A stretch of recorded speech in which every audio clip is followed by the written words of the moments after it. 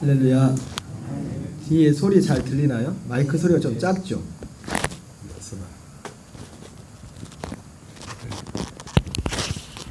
마이크를 띄어서 해야겠다. 소리가 좀 작게 나오는 것 같아요. 예? 잘 들려요? 근데 여기 있는 분들이 좀 잘 안 들릴 것 같아요. 제가 목소리가 작다. 이렇게 한 게 훨씬 더 낫죠, 그죠?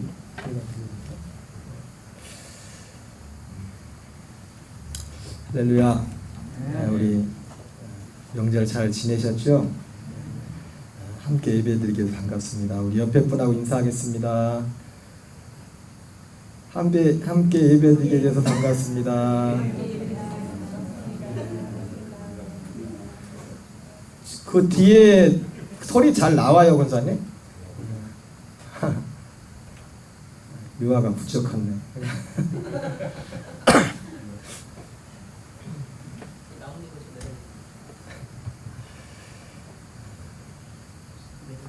오늘은 봉독해드린 본문의 말씀을 중심으로 하나님의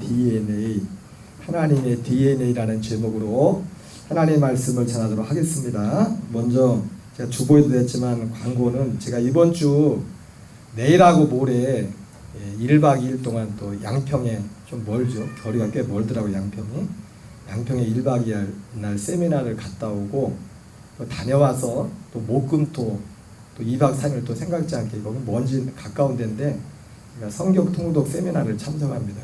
5일 동안 여러분들이 오후하는 길 잘 갔다 올 수 있도록 기도해 주시기 바랍니다. 우리 그 장행길 집사님이 조금 이쪽으로 오세요. 안 보여요. 목사님이 잘 안 보여요. 가리면 안 돼. 눈이 맞아야 돼요. 저 안 보이는 분은 보이는 쪽으로 오세요. 알아서. 지금 가려서 잘 안 보이시는 분들 계신 것 같은데. 사람도 뭐 자리도 막 잔뜩 있는데. 제가 그래서 기대해 주시기 바랍니다. 따라합시다. 하나님의 DNA. 여러분 DNA를 이렇게 인터넷에 검색해 보면 유전자라고 나와요. 유전자. 뭐 그러니까 이게 다시 자세히 검색해 보니까 이게 자세히 들어가 보니까 나도 잘 모르겠던 어려운 말들이 많더라고요. 그래서 뭐 그거를 여러분한테 나도 잘 모르는 거를 저도 잘 모르는 걸 여러분한테 지금 뭐 그걸 세세히 설명할 것도 아니고 한마디로 유전자 하면은 씨를 말하는 거죠. 씨. 우리가 육신적인 것도 우리가 육신적으로도 부모님의 것들을 많이 물려봤잖아요. 그 속에 그 씨가 있어가지고 얼굴 모양, 뭐 이 같은 거, 뭐 우리 가정도 보니까 얼굴 모양도 그렇지만 이 신체적인 거 보니까 저도 그렇고 집사람도 그 이가 별로 안 좋거든요. 그래서 이에 돈이 좀 들었어요. 집사람도 그렇고 저도 그렇고. 근데 우리 애들도 요즘 보니까 벌써 저보다 더 일을 이번에 명절 때 만났더니 일을 관리를 잘 안 했나, 이가 별로 안 좋은 이 상태가 돼가지고 아유 야 신경을 좀 쓰거라 그렇게 말했는데 보이지 않지만 이런 유전자라는 게 있지 않습니까? 그런 것처럼 쉽게 말해서 유전자라는 것은 DNA를 유전자라고 하는데 또 쉽게 말하면 씨라고 말해. 씨. 우리가 육신의 부모로부터 씨를 받았다는 거잖아요. 그죠? 제가 내일하고 모레 1박 2일 세미나 가는데 사실 정확히 말하면 만 하루는 안 되겠더라고요. 시간이 짧은 시간 세미나 가는데 이 세미나 강사 되시는 목사님이 쓴 책이 하나님의 DNA라는 책이에요. 그래서 제가 오늘 그 세미나 가기 전에 제가 예습을 먼저 했거든요. 책을 읽어보고 그래서 여러분들한테 이와 관련해서 말씀을 좀 전하려고 합니다. 사실은 그 책을 읽어보면 제가 지금까지 전했던 그 복음하고 뭐 제가 했던 내용이에요. 다 했던 주로 많은 그런 내용들인데 정리를 잘 해놓으셨죠. 체계적으로 정리를 이렇게 해놨는데 한마디로 그 하나님의 DNA라는 것을 통해서 우리에게 말씀하는 신앙생활의 그 핵심이 뭐냐면, 신앙생활의 핵심이 하나님의 생명으로, 하나님의 씨, 하나님의 생명을 받아서 하나님의 씨, 생명을 받아 그 생명으로 사는 것이 신앙생활이다. 그리고 우리가 원하는, 우리가 예수 믿고 정말 오랜 동안 특히 예수님을 믿고서 많은 분들이, 목사님들도 그렇고, 얼마 전에 제가 친한 목사님을 만났는데도 참 심각한 고민을, 사모님하고 고민을 하더라고요. 정말 신실하고 기도도 많이 하시고 능력도 이렇게 많이 나타나시고 그런 분인데, 목회에 대해서 굉장히 많이 지쳐 계시더라고요. 저보다 훨씬 훌륭. 그 지친 그 많은 요인 중에 하나가 뭐냐면, 사람이 왜 이렇게 안 변하나 이거예요. 너무 힘들게 한다는 거예요. 장로님이 힘들게 하고, 아비가 힘들게 하고, 너무 자기를 힘들게 한다는 거예요. 그렇다고 이제 60이 다 되는, 가까워지는 나이에, 그 목사님은 저보다 나이가 좀 더 많아요. 근데 60이 초에서 60이 가까워지는 사모님도 나이에 이거 목회를 그만둘 수 없고, 뭐 교회가 그렇다고 작은 것도 아니고 교인이 없는 것도 아니에요. 교인도 있는데도 어디를 가나 정말 자기 자신을 진지하게 오랫동안 예수님 믿는다고 하고, 또 목회자는 목회자 입장에서 볼 때 부딪히는 가장 큰 장애물, 그 가장 큰 좌절이 뭐냐면 변하지 않는 사람. 어쩜 그렇게 한결같을까? 예수 믿기 전이나 예수 믿고 나서나 별로. 그래서 그걸 보고서 옆에서 가만히 지켜보고 있던 암흑의 사람들이, 너를 보니까 교회 가봤자 별거 없는 것 같다. 그런 그 말들을 또 하는 그런 일들도 있고. 제가 책을 읽어보니까 그 요는 하고자 하는 말씀은 그거예요. 그 하나님의 그 생명으로 사는 이것이 핵심이 있었습니다. 그러면서 세미나 이름이 PDI 세미나예요. PDI 세미나인데, P는 기도, 약자를 보니까 D는 declare, 그리고 I는 identity, 뭐 이런 거더라고요. 그 세미나 이름 자체가 기도와 그리고 declare identity, 정체성. identity는 정체성이죠. 나의 정체성을 선포하는 거고, 이런 것이 아마 핵심인 것 같아요. 그래서 이 목사님이 그 책에 보니까 그런 내용이 있어요. 이 하나님의 DNA라는 제목을 정하면서, 물론 이건 성경에 나와 있는 건 아닌데, 본인이 두 가지 단어가, 이 D와 DNA라고 할 때, DNA라는 것은 아까 약자를 말했잖아요. 약자, 유전자고 C라는 것, 의미는 그런 건데, 그 어떤 이 단어 나와 있는 이 D와 근데 A, 이 두 가지 단어 가운데 정말 우리가 하나님의 씨로, 하나님의 생명으로 사는 원리가 이 단어 가운데 있다고. 여러분, 이거는 뭐 복음도 아닙니다. 그냥 성경도 아니고, 그냥 이 책을 쓰면서 이 목사님이 개인적으로 그냥 깨달은 거예요. 그냥 내가 복음이라고 해야 돼, 그거는. 근데 이 원리로 볼 때 전혀 근거가 없는 그런 건 아니에요. 그래서 우리가 하나님의 씨가 되어 하나님의 생명으로 사는 데 있어서 중요한 핵심 두 가지가 D가 뭐냐면 declare, 선포하는 거. 그리고 A, align, 정렬하는 거, 정렬. 우리의 삶은. 이 아이덴티티에 관한 것은 보이지 않는 부분에 관한 겁니다. 그죠? 보이지 않는 관한 부분이고, 이 정렬하는 것은 물론 그것도 보이지 않는 부분인 거지만, 그 이후에 우리가 보이는 어떤 부분 가운데, 여러분 정렬 들어봤죠? 좌우로 정렬 들어봤어요? 좌우로 정렬 해봤어요? 좌우로 정렬이 뭐예요? 줄 맞추는 거잖아요. 이렇게 정렬이잖아요. 정렬. 그래서 이 두 가지 요소를 우리가 정말, 어떤 사람이 정말 변화된, 정말 저 사람이 예수님 믿는 사람이라는 것처럼 변화된 삶으로 사는 데 그 원리가 이 DNA, 결국은 이 DNA, 하나님의 씨, 하나님의 생명으로 사는 건데, 하나님의 생명으로 삶에 있어서 그 두 기둥이 바로 하나님의 생명에 대한 정체성, 분명한 정체성. 제가 오늘도 감사합니다. 신권사님이 크게 5절을 불러줘가지고 제가 할 얘기가 제가 왜 이것도 이 정체성과 관련이 된 거예요. 제가 이 찬송가 작가를 무시하는 게 아니라 5절을까지 지어놨는데, 왜 제가 5절을 왜 뺀다고 했죠? 5절의 그런 가사 내용에 주님의 보좌에 있는데 천한 몸 이루러, 이런 가사가 있잖아요. 그죠? 응? 우리가 주님을 이 가사는 이 작가가 이 5절을 쓴 그 의도가 뭐예요? 이 작가가 마지막 우리가 주님의 보좌 앞에 설 때 그걸 말한 거잖아요. 그죠? 그렇죠? 근데 여러분 이런 것 하나하나 가운데도 여러분 천한 몸을 가지고는 그분 앞에 못 서요. 그때 이게 성경이라고요. 이게 정체성과도 관련 있는 거예요. 정체성과 보이지 않는 거지만. 그래서 이 두 가지 기둥이 DNA, declare. 안 되는 영어 받고 저하고 집사람하고 막 영어 또 만들고 또 집사람이 막 영어로 찬송가까지 만들어 해놨는데 오늘 어디 가셨나 안 오셨네.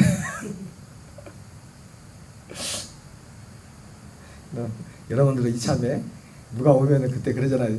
필리핀 선교사님 오셨을 때 와 영어 보고서 이 교회는 굉장히 수준이 높은 거 수준이 높아서 그런 게 아니라 저도 뭐 수준이 높아서 그런 게 아니라 필요하니까 이왕 한 거 여러분 하나님 앞에서도 수준이 높다는 표현은 좀 그렇지만은 우리의 믿음이 업그레이드되는 역사 있기를 바랍니다. 그래서 이 책에서 두 가지를 기둥에 말하는 게 두 가지예요. 선포하는 것과 그리고 정렬,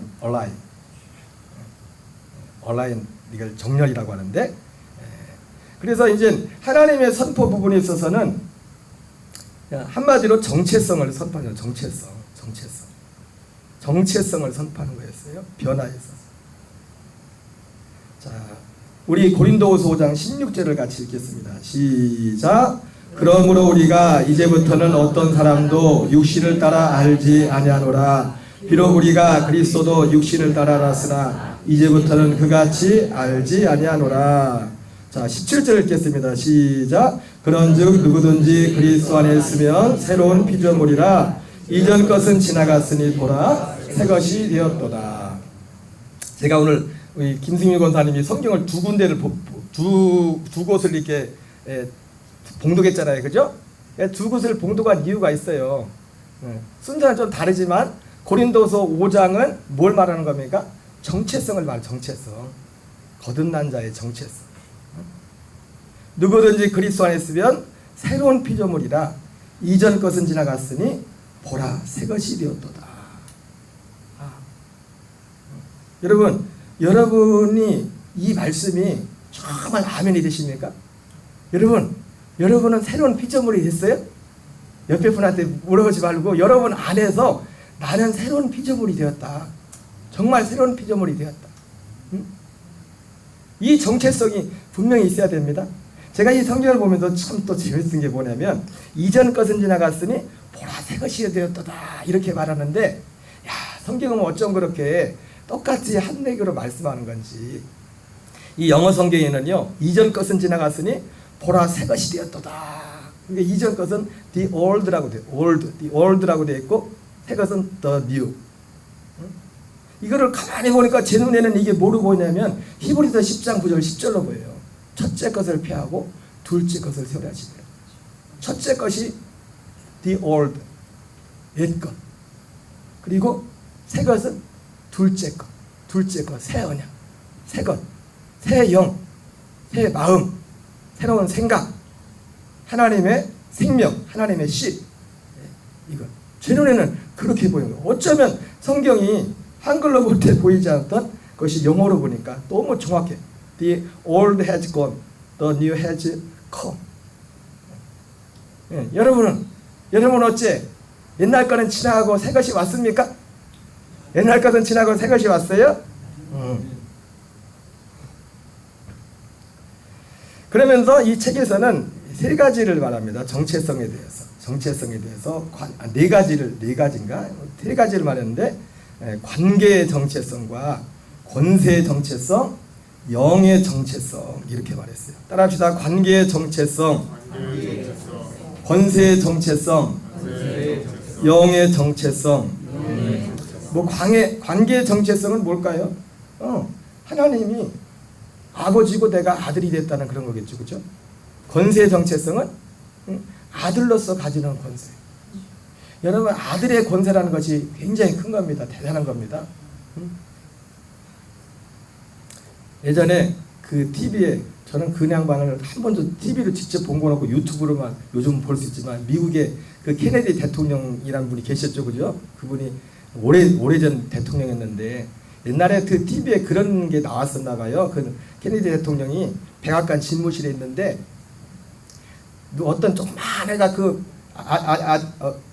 어린아이가 감히 백악관 집무실을 마음대로 왔다 갔다 하더래. 그래. 그 대통령이 먹을 음료수 막 마음대로 먹고 하고 싶은 걸 마음대로 하더래.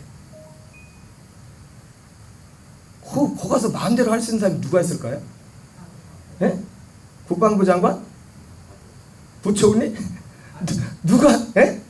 아들이.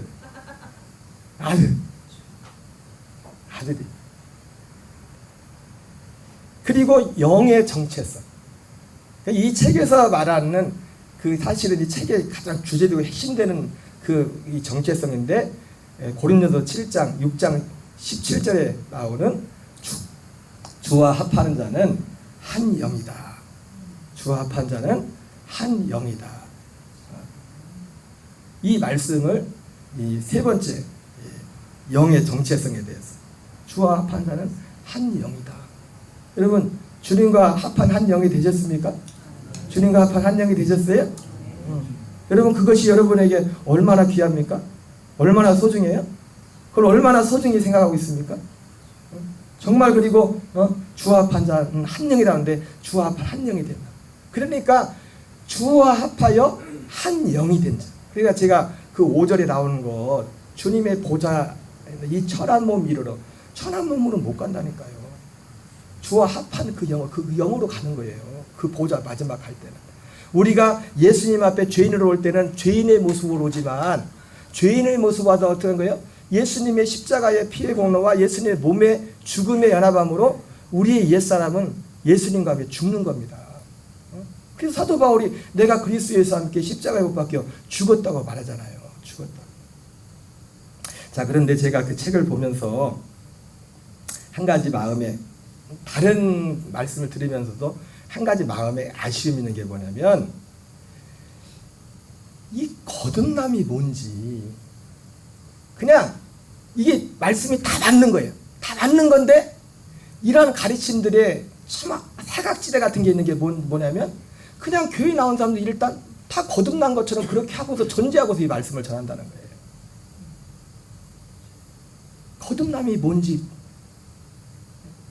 그 말씀을 전하는 목사님은 성령의 은혜로 거듭남과 그 은혜 변화된 그게 있겠죠. 그런데 문제는 뭐냐면 이 실제 거듭남에 대해서 말하지 않고 그리고 많은 분들을 그냥 세상 말로 싸잡아 가지고 교회 나오신 분들은 다 거듭난 겁니다. 여러분 하나님의 나라는 거듭나야 들어가는 겁니다. 예수님 말씀했잖아요. 구원은 뭐냐면 거듭나는 거예요. 물과 성령으로 거듭나는 거예요. 물과 성령으로. 그래서 우리가 알아야 될 게 뭐냐면 이 정체성의 뿌리를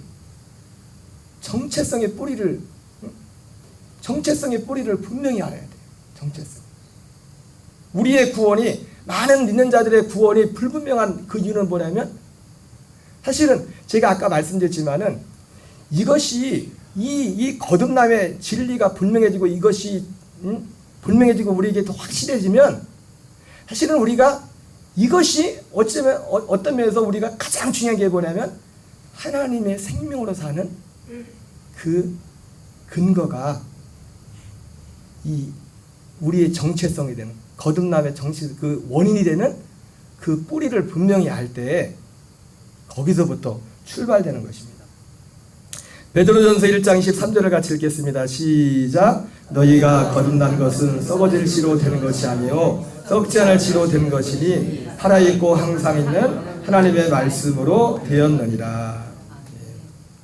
베드로전서 1장 24절 25절 읽겠습니다. 시작. 그러므로 모든 육체는 풀과 같고 그 모든 영광은 풀의 꽃과 같으니 풀은 마르고 꽃은 떨어지되 오직 주의 말씀은 세세토록 있도다 하였으니 너에게 전한 복음이 곧 이 말씀이니라. 여러분 사람이 지금 뭐 정체성에 대해서 말하지만 주와 합하는 자는 한 영이다 이렇게 말씀했는데 주님과 합한 자는 한 영이 되는 여러분 이것이 우리가 하나님의 아들 되는 겁니다. 우리의 영이 주님의 영과 한 영이 된 그 사람이 하나님의 아들이 됐다는 거예요. 그게 하나님의 아들이 되는 겁니다. 그리고 그 하나님의 아들 된 자들에게 거기에 따르는 것이 아까 관계, 하나님 아버지의 분명한 관계가 생기는 거예요. 아버지와 아들이라는 분명한 관계가 생기는 거죠. 그리고 아들에게 따르는 그 권세, 그 조그마하게 힘이 없지만 국방부 장관도 총리도 못 들어가는 그 방에 들어가서 마음대로 막 다는 것처럼 그런 일들이 우리 속에서 실제로 그런 것이 실제화 된다는 겁니다. 근데 중요한 것은 이 정체성, 이 중요한 하나님의 아들됨의 이 정체성의 뿌리를 정확히 말해주지 않는다는 거예요. 그냥 교회 와서 예수님 믿겠습니다. 뭐 그러면 다 싸잡아서 다 하나님의 아들로 쳐줘. 여러분 아닙니다. 성경은 그렇게 말씀하고 있지 않아요. 물과 성령으로 거듭나야 하나님의 아들이 되는 거예요. 물과 성령으로. 그리고 물과 성령으로 거듭나는 것이 무엇인가? 그것은 제가 성경에 여러 번 말씀드렸죠. 복음의 진리로. 너희에게 전한 복음이 곧 이 말씀이니라. 복음으로. 이 복음은 언제부터 시작됐습니까? 창세전부터, 영원전부터 시작됐다. 여러분 이런 거 하나하나부터 우리가 정말 믿음으로 받아들이는 이걸 통해서 예수님과 죽으신 일을 이걸 통해서 우리가 정말 진짜 내 정체성, 나는 정말 새로운 피조물이야. 나는 새로운 피조물이야. 내가 때로 내 속에 어두움과 어떤 것들이 올 때에도 난 하나님의 아들이 되었어. 난 새로운 피조물이야. 그래서 이 새로운 피조물이라는 이 정체성 가운데서 우리에게 때로는 근심이 오고 염려가 오고 문제가 올지라도 그것을 넘겨버릴 수 있는, 그것을 물리칠 수 있는 그 능력이 거기에서 오는 겁니다. 그러려면 사람이 어떻게 거듭나게 되는가? 정말 복음이 무엇인가? 에베소서 1장 13절 14절에서도 사도 바울이 그렇게 말하죠. 너희가 진리의 말씀 곧 구원의 복음을 듣고 믿음으로 성령으로 인치심을 받았나니. 여러분 성령으로 인치심을 받은 것 같아요? 네? 성령으로 인치심을 받았나니. 성령으로 인치심 받는 것이 구원의 시작입니다. 구원의 시작입니다. 갈라디아 3장에 너희가 성령을 받은 것이 율법의 행위로냐 듣고 믿음으로냐. 뭘 듣고 믿음으로요? 복음의 진리를 듣고 믿음으로. 그리고 결국 이 복음의 진리는, 이 진리의 핵심은 뭐라는 겁니까? 우리가 아까 읽었던 것처럼 그 복음의 진리가 내게 이루어지는 게 뭐예요? 고린도후서 5장 16절 17절 같은 그런 결과가 내게 나타나는 겁니다. 바울처럼 정말 거듭났으면, 거듭난 하나님의 아들 된 사람은 어떤 거, 이 복음을 통해서 거듭난 사람은 바울처럼, 바울도 그 거듭나고 나서 한 거잖아요. 내가 전에는 예수 그리스도도 육체대로 알지만 이제는 어떤 사람도 육체대로 알지 않는다. 누구든지 그리스도 안에 있으면 새로운 피조물이다. 이전 것은 지나갔으니 보라 새 것이 되었다. 그게 남 얘기가 아니라 바로 내가 새 것이 되었다는, 그것이 그 자기에게 분명하게 각인이 된다는 것입니다. 그럼에도 불구하고 우리는 매일매일 이것을 선포해야 돼요. 여러분 제가 오늘 말씀을 정체성 그리고 그 다음에 이 DNA라고 할 때 정렬했는데, 정렬 온라인, 이거를 딱 볼 때 이건 지금 이 목사님의 교재에 나온, 책에 나온 내용도 제가 잘 알지만 제가 이 책을 보면서 제 표현을 한 게 있어요. 지금 오늘 성경 본문도 그래요. 성경 본문도 베드로전서 1장 23절 25절 말씀이 우리의 정체성의 뿌리가 되고, 그리고 베드로전서 2장 1절부터 3절까지 말씀, 그게 사실은 거듭난 사람이 삶을 정렬, 기준하고 정렬. 여러분 거듭났다는 거 뭐냐면 삶의 새로운 기준이 생긴 겁니다. 하나님을 믿는다는 것은, 예수님 믿는다는 건 전에 없었던 삶의 기준이 생긴 거예요. 여러분들이 가만히 생각해 보세요. 예수님 믿기 전과 예수님 믿고 나서 삶의 기준이 바뀌었어요? 안 바뀌었어요? 삶의 목적과. 네? 고개 막 끄떡끄떡 하시는 바뀌었어요? 안 바뀌었어요? 어? 진짜요? 같이 사는 분한테 물어봐야 돼요. 진짜 바뀐지 안 바뀐지. 예? 삶의 기준이 삶의 기준.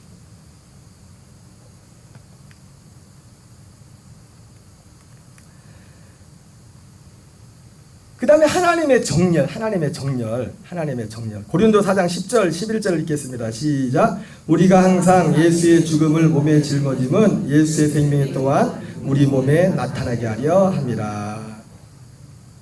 4장 11절 읽겠습니다. 시작. 우리 살아있는 자가 항상 예수를 위하여 죽음에 넘겨줌은 예수의 생명이 또한 우리 죽을 육체에 나타나게 하려 합니다. 그러니까 제가 이 책을 읽으면서 성경 구절이 이제 딱 두 가지가, 네 가지, 정확히 네 가지죠. 한 부분에서 하나님의 선포인데 뭔 선포예요? 정체성에 관한 거. 정체성. 너는 하나님의 아들이다. 너는 하나님의 아들이다. 응? 너는 하나님의 아들이다는 그 정체성. 내가 거듭났다는 정체성. 응? 여러분 이것이 분명해야 됩니다. 이것이. 그거를 제가 했지만 그걸 하나님이 내 안에서 선포해 줘요. 내 안에 하나님이. 사실 우리도 선포하지만 하나님이 내 안에서 선포해 주셔야 된다. 내 안에서. 성령이 그걸 증거해 준다. 성령이 로마서 8장에서 성령이 오셔서 증거해 주는 게 뭐라 했어요? 내가 하나님의 아들이라는 것을 증거해 준댔어요. 옆에 있는 나무개가 내가 하나님의 아들이라고 하는 게 아니라 내 안에 계신 그분이, 성령이 오시면 우리 안에 그분이 하나님의 아들임을 그분이 우리에게 증거해 준다고 했어요. 그 증거해 주면 그 증거가 있는 삶이 뭡니까? 고린도후서 아까 5장 16절 17절. 그 16절 17절이 무엇을 통해서? 베드로전서 1장 23절 25절 말씀같이 진리의 말씀 곧 구원의 복음을 듣고 믿음으로 그 열매가 그 속에 나타나고, 그리고 그렇게 거듭난 사람은 어떻게 합니까? 어떻게? 그의 삶의 기준에 새로운 기준이 생겼어요. 새로운 기준. 하나님 우리에게 거듭난 자들에 있어서 삶의 기준이 있지만 이제는 그 삶의 기준의 핵심 중에 핵심이 뭐예요? 하나님의 생명입니다. 그리스도의 생명. 여러분 안에 그 생명이 범사에 그 생명이 여러분의 삶의 기준이 되길 바랍니다. 그거는 내 생명이 와야, 생명이 있어야만 그걸 알 수 있는 거예요. 생명이 기준이 되는 것은 내 삶 속에서. 그래서 거듭난 사람은 항상, 우리 살아있는 자 항상 예수를 위하여 죽음에 넘겨준대요. 죽음에. 새로운 기준이 생겨서 이 죽음에 넘겨진다는 건 뭡니까? 우리가 새 생명을 얻었어도 옛사람이 여전히 존재하지 않습니까? 그죠? 그러나 여전히 옛사람의 모습이 있어도 이건 걱정할 필요 없어요. 이미 이것은 예수 그리스도와 함께 죽은 거니까. 끝난 거니까. 정말 그 사람이 그리스도로 말미암아 거듭났다. 이건 죽은 거란 말이에요. 그리고 두 가지 거듭난 사람은 이거 죽은 것이 분명하고, 두 가지가 분명해야 돼요. 로마서 갈라디아서 6장 14절 15절에 나온 것처럼 하나님의 아들들은 두 가지 열매가 분명한데, 사도 바울이 두 가지가 뭐였어요? 나는 죽었다. 나의 죽음이 분명해야 돼요. 세상에 대해서 죽고 죄에 대해서 죽고, 그리고 두 번째 뭡니까? 오직 새로 지으심을 받은 것만이 중요하다. 주와 합한 자는 한 영이라는 말씀처럼 내가 정말 하나님이 약속했던 그 그리스도의 생명과 연합한 자가 되었으면 정말 믿고 정말 여기에 감격하고, 여러분 감격이 없고 감사가 없으면 그건 좀 의심해 봐야 돼요. 이 구원이 얼마나 큰 건데 이게. 다 팔아서 그리고 아무한테나 주지 않는댔잖아요. 그냥 제발 좀 받아줘. 야 제발 좀 받아줘. 이게 이렇게 하나님이 구원 주는 게 아니라니까요. 마태복음 5장에, 마태복음 6장에, 마태복음 7장에 아무에게나 그걸 주지 않는댔어요, 하나님이. 그리고 구하고 찾고 두드린 자에게 그걸 준다고 했다고요. 제발 우리가 생판 예수 안 믿는 분들은 전도하려고 막 이렇게 하고 막 해서 교회에 데리고지 막 그런 작업도 필요하지만 그걸 가지고 그분들이 구원받는 게 아니라고요. 정말 진리의 말씀, 구원의 복음을 듣고 말씀을 듣고 나서 내가 아쉬워져야 돼. 내가. 응? 여러분이 정말 예수 믿는 것이 목사님이 누가 뭐라고 해서 간에 내가 아쉬워야 된다니까요. 모든 거듭난 사람들은 전에 거듭나기 전에 어땠든지 간에 거듭날 때 다 거듭나고 그냥 다 그랬어요. 제가 얼마 전에 집사람하고 배너라는 영화를 봤는데 1959년작인데 1959년 것 같지가 않아요. 너무 잘 만들어가지고 몇 년 전에 그 배너를 리메이크했다는데 그게 못 따라가. 59년도 거.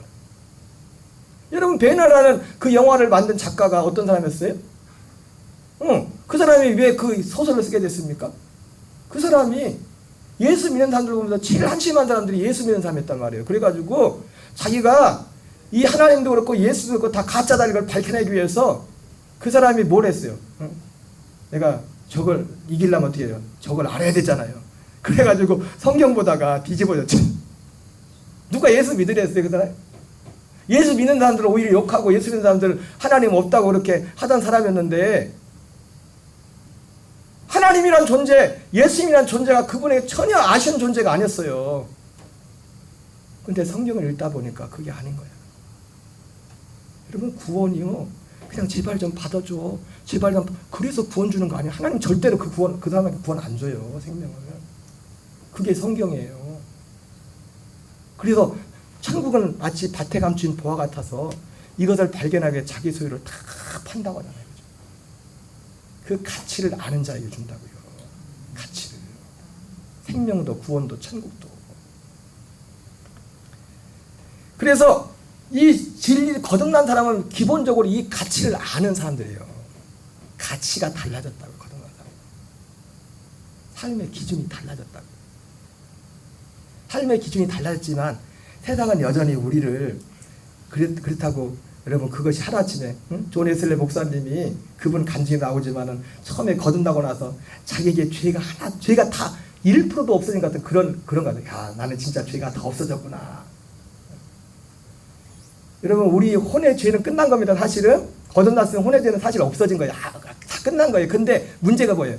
우리 육신이 남아있잖아. 육체가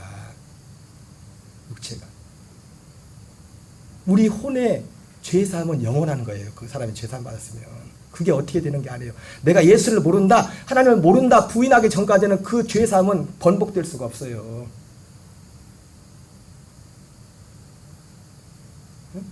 내가 이럴 때 저럴 때마다 하나님도 헷갈려가지고 나 천국 갔다 지옥 갔다 맨날 바꾸면 그건 보통 문제가 아니죠. 컨디션 안 나올 때 죽으면 어떻게 신앙생활 가끔 기분이 훌하고 가끔 뭐 마음이 없고 힘들 때도 있는데 물론 우리는 성령 충만한 사람들은 그것도 항상 죽음에 넘겨주는 겁니다. 예, 거기까지 자라가야 돼. 거기까지 자라가야 돼.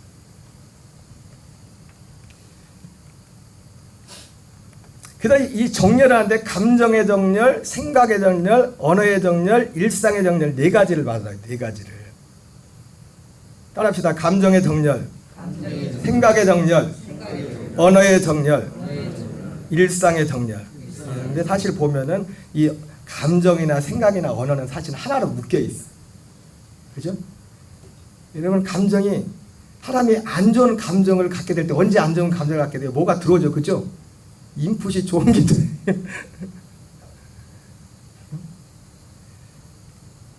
생각이 먼저 들어와서 생각에서 감정이 나오죠, 그죠? 그래 안 그래요? 그리고 거기서 뭐가 나와요? 말이 나온다. 말이. 이 감정, 생각, 언어의 정렬이 왜 이렇게 이게 중요한 거냐? 이건 모든 관계와 관련 관계. 하나님과의 관계에서도 그렇고 이웃 사람들과의 관계에서도 그렇고 이건 너무나 중요한 겁니다. 여러분 우리의 감정도 우리의 생각도 우리의 언어도 오직 어디에서 나오는 하나님의 말씀과 성령 생명에서 나오는 그 기반이 되는 저와 여러분 되시기 바랍니다. 근데 이게 뭐 아멘은 하지만 아멘대로 되냐고요. 뭐 안에 들어가게 했어야지. 인풋이 사람에게 들어간 것이 밖으로 나온다고요. 그리고 우리가 이 일을 끊임없이 이 일을 계속 반복해가지고 우리의 안에 역사는 존 웨슬리 목사님이 자기가 죄가 하나도 없는 줄 알았는데 가만히 좀 한 달쯤 지나 보니까 죄가 슬금슬금 올라오더래요. 다시 이렇게. 그래서 그분 표현으로 죄가 죽은 줄 알았더니 죄가 기절했더라. 여러분 기절했지만 체험상은 여기서 중요한 게 있어요. 체험상은 기절한 것 같지만 죄는 이미 죽은 겁니다. 이게 성경이에요. 그래야 죄를 이길 수가 있어요. 예? 체험상에는 죄가 나한테 역사하는 것 같아도 조한 웨슬리 목사님이 죄가 죽은 줄 알았는데 죄가 기절한 줄 알았는데 기절했다고 했는데 기절한 게 아니라 죄는 실제 죽었어요. 죄의 몸은. 그래서 사도 바울도 로마 6장에서 어떻게 해요? 죽은 자를 여기래잖아요. 안 죽었는데 죽은 자를 여기라는 거 아니에요. 죽었어요. 죽었는데 그리고 우리 속에 내가 볼 때 그러니까 우리 항상 우리 자신의 마음과 생각을 잘 살펴야 돼요. 내가 마음가짐과 말하는 것들이 지금 어디에서 나온 건가? 응? 응? 어느 신령한 분처럼 내가 말하는 건 다 성령이 하는 말이라고 그런 말 하면 안 됩니다. 없어요. 그런 사람은 말에 실수가 없는 사람이 아무도 없다고 했어요. 성경은. 왜? 육을 갖고 있기 때문에. 육을 갖고 있기 때문에. 그러나 중요한 건 뭐예요? 이 말이 뭐가 실수란 것을 거듭난 사람은 안단 말이에요. 실수가 없는 게 아니라 뭘 잘못했는지를 안다고요. 거듭난 사람. 그래서 때로는 사과할 줄도 알고 때로는 자기 시인할 줄도 알고 알기 때문에 그러나 거기에 실수한 거기에 자기를 연합하진 않아요. 나는 이런 사람이야. 난 이거밖에 그러지 않는다고 거듭난 사람. 그럼에도 불구하고 나는 바로 순간 난 여기에 대해 죽은 자다. 어떤 환경이 와도 사건이 와도 또 내 자신을 볼 때. 그 네 번째가 일상의 정렬인데 여러분 일상의 정렬은 한마디로 뭐예요?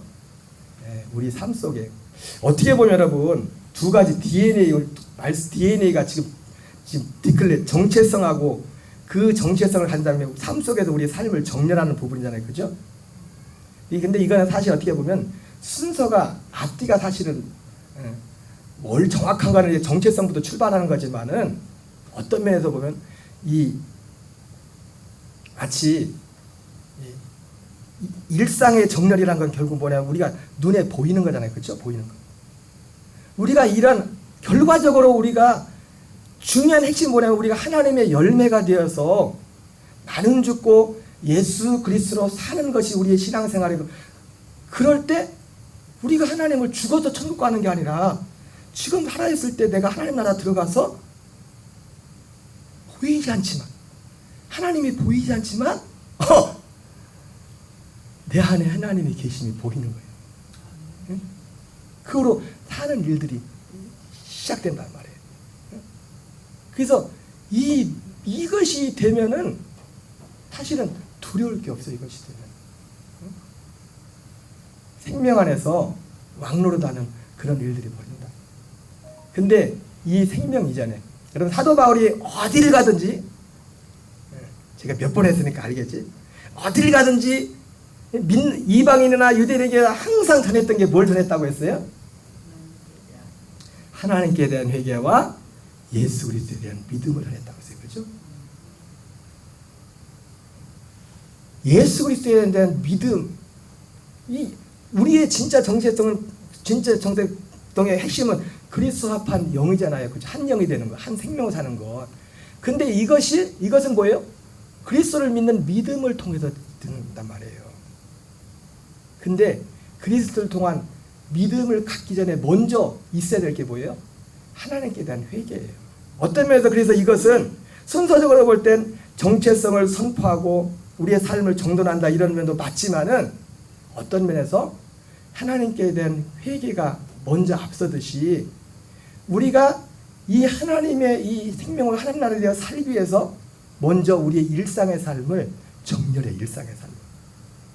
일상의 삶을 정렬한다는 게 뭐예요? 우리의 삶의 기준이 실제 생활의 삶의 기준이 하나님이 된다는 겁니다. 시간의 기준이. 여러분 거듭나지 않았을지라도 거듭나기 전 단계일지라도 사람들이 그게 뭐냐면 하나님의 존재를 믿는 것. 여러분 하나님의 살아계심을 믿는 그 자체만 가지고는 거듭나는 게 아니에요. 그리스도에 대한 믿음이 있어야 됩니다. 근데 하나님에 대한 살아계신 그 믿음만 있어도 그 삶이 정렬이 돼요. 그의 시간과 그의 시간을 쓰는 것, 그의 물질을 재물을 쓰는 것 이런 것들이 기준이 바뀐다고. 기준이 하나님이 살아계신 것만 믿어도 정말 살아계신 것만 믿어도 그런 면에 있어서 우리가 의도적으로라도 우리의 삶을 정렬하는, 삶을 정했는데 특별히 어떻게 해요? 예, 하나님의 아들들은 모든 것을 삶의 기준을 예배를 중심으로 정렬하는, 예배를 다른 건 둘째적으로 시간을 쓰는 있어요. 제가 오늘은 그 10월 27일 날 우리 기도회가 있죠, 그죠? 그 손현보 목사님이 그걸 시작하셨는데 잠깐이지만 이분을 좀 보여줘요. 이분이 어떻게 예수님을 믿었었는지.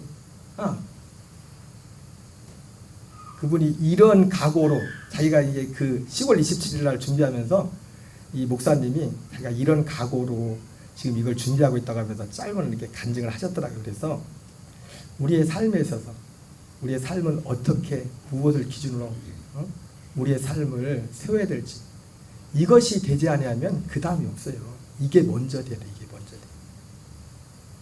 이것이 먼저 돼. 우리 시간이 좀 지났지만 영상을 하나 좀 보겠어요. 제가 군대에 갔을 때에 저는 12월 3일 날 군대에 입대를 했습니다.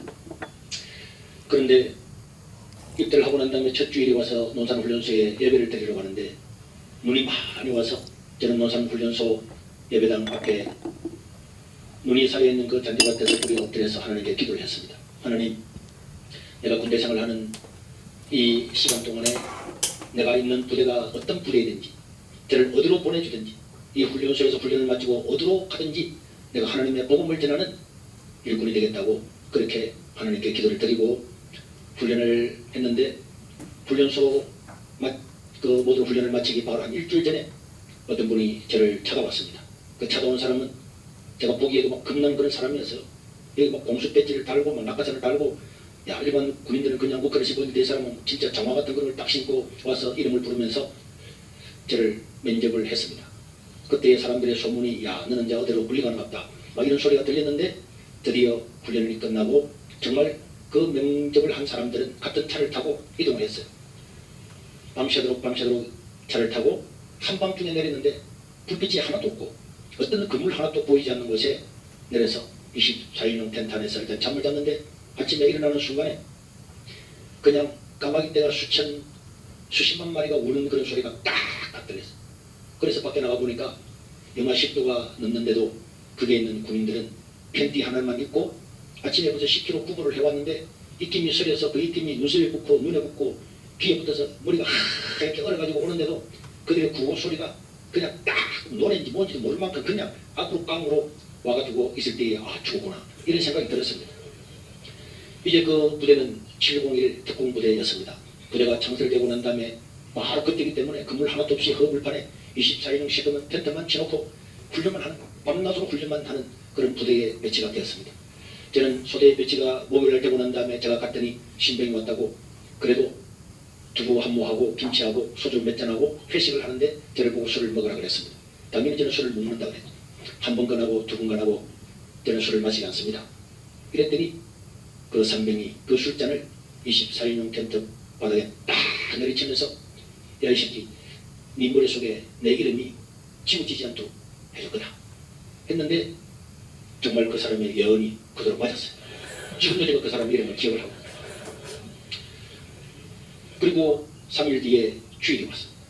저는 지금까지 주일을 맞아본 적이 없기 때문에 어떻게 교회를 갈까 생각하는데, 보니까 저축 본부 앞에 24인용 텐트 안에 교회가 있는데 병사들 못 가는 당교 부인 몇 명이 가는 그런 교회였는데, 주일날이지만은 전투력을 올리기 위해서 참 부대원들이 전부 다 연병장에 다 모여서 특공무술을 하는 거예요.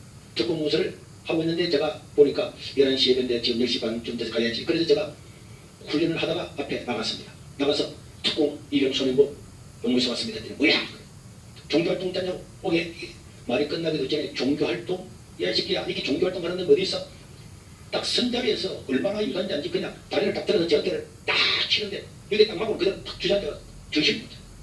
어떻게 정신을 차려 보니까 사람들이 훈련을 받고 있더라고요. 그래서 제가 또 나갔습니다.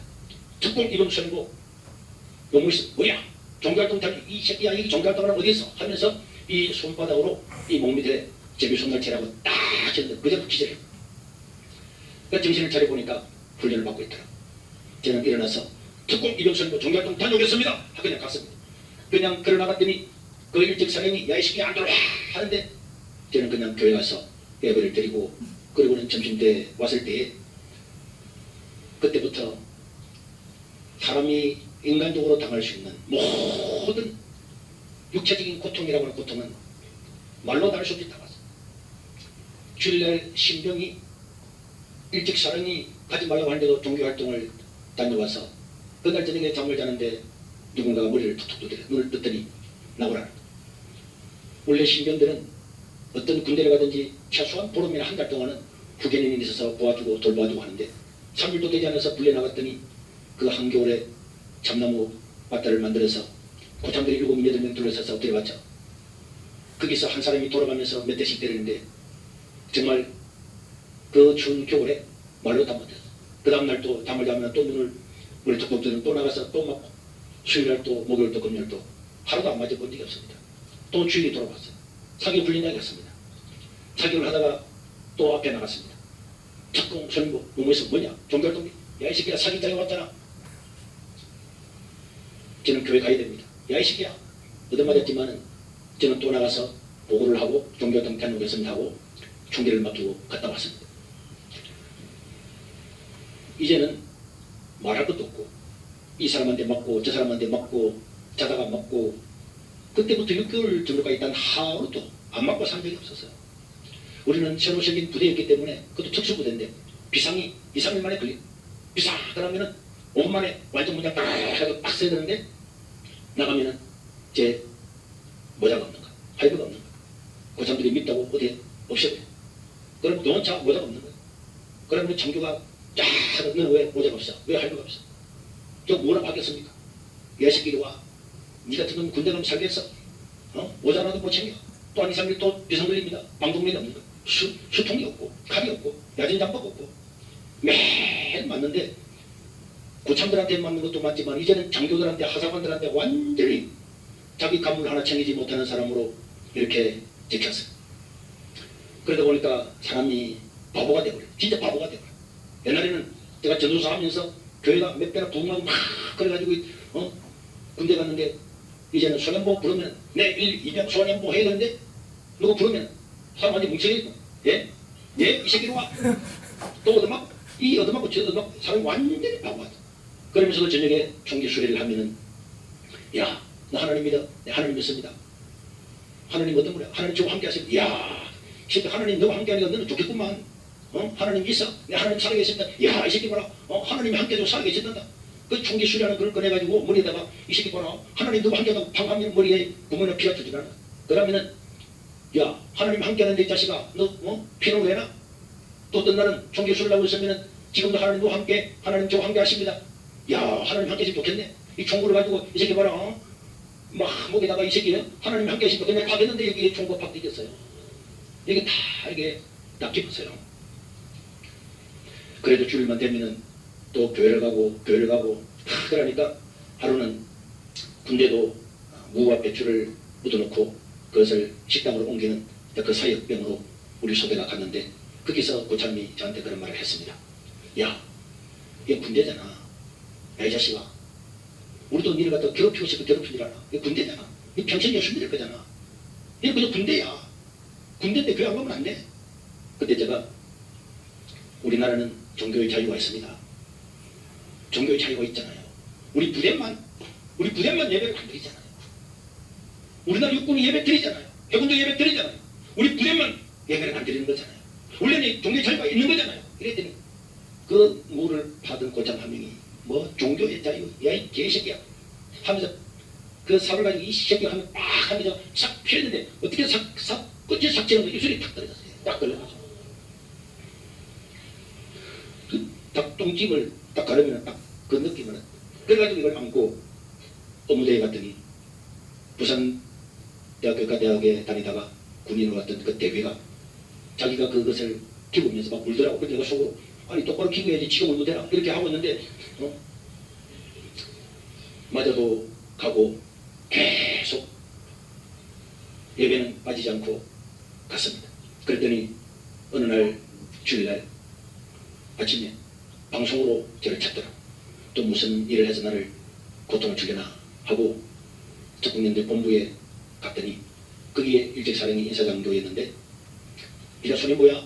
네, 일명 손임보. 그랬더니 그분이 이 새끼야, 네가 손이 뭐라고? 그러면서 그분이 이래 그래서 무슨 말인지 몰라서 가만히 있으더니 야 이 새끼야 가란 말이야. 그들 방금 뭐라고 했는데 어디로 가란 말입니까? 했더니 교회 가란 말이야. 그래서 저는 그날부터 교회를 저 혼자만 갈 수가 있었습니다. 그리고 난 다음에 저는 그 다음 주일에는 제 밑에 들어온 후배한테 이야기하고 이야기해서 야 이제 교회 가도 된다 같이 가자. 아니 혼자만 가는 거 아닙니까? 같이 가겠다니까. 내가 가는 거 못 봤나? 같이 갈 수 있어. 그래도 하나 꼬시가지고 데려갔더니 또 연대 본부 가서 보고를 했더니 야 너 뒤에 있는 그 새끼 누구야? 같이 종교할 때 네가 혼자 가라 그랬잖아. 아닌데 같이 가야 됩니다. 아 새끼 알아서 가. 이렇게 해서 한 명, 두 명 해서 우리 소대는 100% 예수를 다 믿는 그런 소대가 되었습니다. 저는 그런 과정에서 그것을 벗어나기 위해서 정말 하나님께 기도를 많이 했어요. 하나님, 내가 군대 와서 바보가 됐습니다. 내가 군대 오니까 이 특공대에 오니까 내가 잘하는 게 하나도 없습니다. 그런 날 새벽에 하나님께 하나님, 나는 이 군대에 와서 내가 잘하는 게 하나도 없습니다. 그랬는데 하나님께서 제 마음에 음성을 들려주셔서 너도 잘하는 게 있잖아. 그래서 내가 깜짝 놀라서 하나님, 내가 특공 무술을 잘합니까? 태권도를 잘합니까? 내가 잘하는 게 뭐 있습니까? 그랬더니 생각이 나더라고요. 저는 중학교 3학년 때부터 지금까지 오면서 집이 가난했기 때문에 우리 동네에 있는 무척산이라는 산이 있어요. 그 산에서 그 산 위에 무척산 기도원이라는 기도원이 있는데 700고지입니다. 그 기도원에 40kg짜리 쌀 반가마를 지고 올려주면은 지다 주면은 3,000원을 받았어요. 거기는 지고 가지 않으면 갈 수 없는 곳이었어요. 저는 그 돈을 벌기 위해서 등록도 하고 그런 걸 하기 위해서 또 생활에 서기 위해서 하루에 5번을 오르내렸습니다.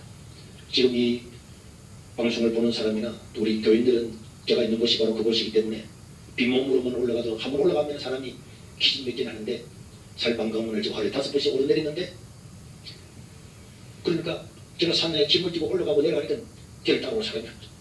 근데 특공대를 갔더니 10km 군량구고 24km 군량구고 48km 군량구고 이런 것들이 있었는데 사람들 오면 다 나고를 다 하는데 저 혼자만 나고를 안 했어요. 그래서 막 고참들이 야 너 막 박아라 군대 체질이다 이렇게 이야기를 했는데 근데 제가 너무 어려웠을 때 하나님 나는 잘하는 게 아무것도 없고 완전히 고문관이 되고 행방되게 되었습니다. 그렇게 할 때 그날 새벽에 너도 잘하는 게 있지 않냐 하는 그 하나님의 말씀을 듣고 야 이번에 육군본부에서 측정을 한다는데 그럼 하나님 우리 부대는 구보하는 데를 걸리게 해주십시오. 그렇게 기도를 했어요. 그러면 3일 뒤에 육군본부에서 16개 중대를 쫙 몇 명이 모아놓고 거기에 훈련을 감시하는 사람들이 와서 아무 부대나 딱 찍는 거예요. 1중대 사격 같은 걸 그대로 가서 사격을 해야 되는 거예요. 사격, 수류탄 뭐 다 하는데 우리 부대 앞에 와서는 구보! 그냥 구보가 됐어요. 근데 전부 다 완전 그냥 그대로 가가지고 겨울에 그것이 25km 넘는 걸 딱딱딱 재가지고는 바로 딱 출발했어요. 오늘 또 더운 날이었지만은 그날 또 6월 말인데도 엄청 더웠습니다. 그래서 중대가 한 1개 중대가 출발을 하는데 마지막 들어오는 사람이 점수가 돼요. 또 중대 100명 가가지고 99명 아무리 빨리 와봐야 한 명 못 오면 그걸 나오고 그래서 측정관이 그 뒷부차를 타고 가는데 우리는 그래서 분가를 부르면서 엄청 빨리 가요. 그래서 이제 반환점을 들어서 돌아오는데 어떤 한 일병 하나가 박살이 설리고 나서 순식간에 군장을 전부 해체해가지고 다른 사람들이 울러매고 그리고는 그 사람을 부축해서 막 오는데 한 3km를 앞두고 또 하나 탁 서요. 이 한 사람이 진짜 한계까지 가는데 한 명이 서서 짐 하나만 딱 던지면 사람이 굉장한 부담을 느끼고 2명, 3명이 나고를 할 수 있는데 그때 제가 하나님 제가 나가겠습니다 하면서 제가 나가서 그 사람의 군장을 나도 내 군장을 맸는데 앞에다가 앞으로 군장을 메고 중대를 따가지고 먼저 뛰어나갔습니다.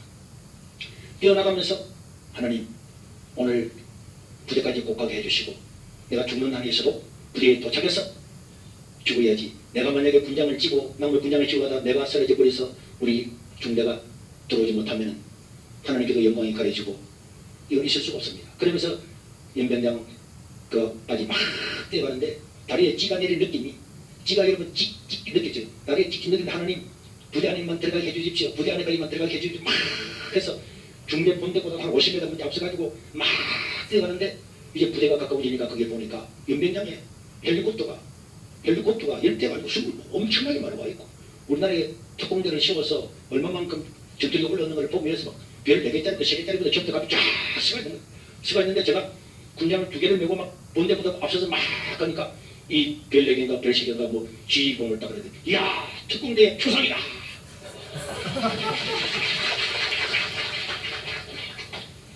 그때부터 저는 단 한 번도 제대할 때가 맞지 않고 나왔는데 하나님께서 모든 것들을 회복시켜 줬습니다.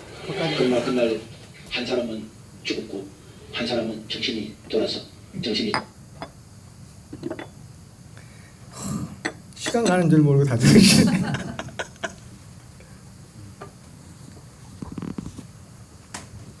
여러분, 오늘 이 목사님 보면서 웃으면서 얘기하지만 이 말로 하고자 하는 말씀이 뭡니까? 드리고자 하는 말씀이 일상의 정년, 우리가 하나님의 생명으로 사는 것, 그거보다 먼저 따르는 게 뭐냐면 우리의 삶에 다른 거 다 이제 다 뒤에 하더라도 우리의 삶의 시간에 있어서 시간의 제일 우선순위를 어디에 두냐. 솔직히 저는 손현보 목사님처럼 저는 이렇게 못할 것 같아요. 이 정도까지거든. 저도 군대 가서 하나님 앞에 기도해가지고 처음으로 제가 이등병 때부터 저도 새벽 기도를 다녔거든요. 희한하게 역사가 이제 하나님 맞게 하시는 것 같아. 나는 그렇게 했으면 뭐 여기 날라가고 그러면 뭐 그렇게 못했을 것 같아. 근데 중요한 건 뭐예요? 내 삶에 있어서 최우선 가치가 뭔가. 이게 먼저 되지 않으면 하나님이 우리를 향한 이 구원이라는 것은요 그림의 떡입니다. 그림의 떡. 그래서 다른 거 말고 오늘 말씀에 우리 모든 교인들이 다 어떤 분들 대부분 다 이것은 기본이 돼 있겠지만 정말 다른 모든 여러분 시간 가운데서 이 목사님은 주일날 하나 예배를 지키려고 그랬잖아요, 그죠? 이 예배드린 시간을 정말 소중히 생각하고 그분 안에 하나님이 계시니까 그렇게 나타나는 그 마음이 그 속으로 그렇게 그런 은혜가 있기 바랍니다. 우리 찬양하겠어요. 예수를 나의 구주 삼고 288장.